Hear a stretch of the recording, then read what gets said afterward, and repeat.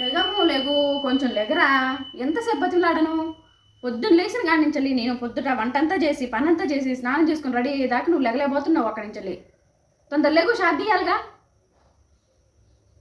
లెగమ్మా. రాను, నువ్వు వెళ్ళు, నేను రాట్లేదు. ఎందుకు రావు చెప్పు. ఎందుకు రావు? ఏమైంది? షాప్ రావడానికి ఏమైంది? లేవు, వెళ్దాం, షాప్కి వెళ్దాం. అందరు షాపులు తీసేదాకా మన షాప్ రోజు తీయం. అందరి షాపులు ఏమో తీసేసి ముందు కూర్చుని పోతారు, మనం తీరిగ్గా వెళ్తాం. లేవు, లేచి తొందర రెడీ అయితే వెళ్దాం. కస్టమర్లకి వచ్చిన వాళ్ళకి చూపిస్తూనే ఉన్నాను శారీలు, కానీ కొనుక్కోవట్లేదు. అవును, వాళ్ళు తీసుకోరు. మనం వాళ్ళందరూ తీసుకుంటారని బట్టలు వేయం. వాళ్ళకి నచ్చకపోయినా నచ్చేటట్టు మనం మాట్లాడాలమ్మా. కలర్ బాగుంటుంది, మీ కలర్కి ఇది సూట్ అయిద్దని చెప్పాలి, లేకపోతే మీది గ్రేట్ సెలక్షన్.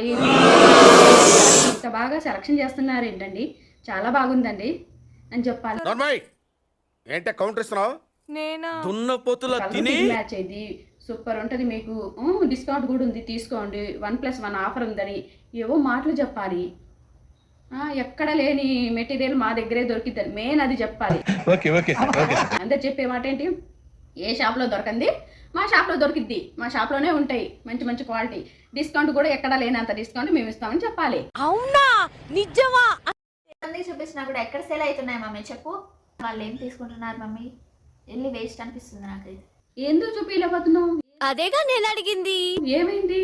చూపించడానికి అక్కడ నిలబడి చూపించడానికి బద్దకం వేస్తుందా? వాళ్ళు బాగోకపోయినా బాగున్నారని నేను ఎలా అబద్ధం చెప్పడు మమ్మీ. వాళ్ళు బాగోపోయినా మీరు బాగుంటారు అని చెప్పాలరా. ఏమీ లేదు, సింపుల్. వెళ్ళాలిగా, లేవు. నేను రాను మమ్మీ, నువ్వు వెళ్తే వెళ్ళు. అంతేనా గురువు గారు? అవును, నీ అంతే. చేసేదేముంది? నా మాట నీ పందరు నీదే. ఇక షాప్కి వెళ్దాం పా, ఇంకా చేసేదేముంది?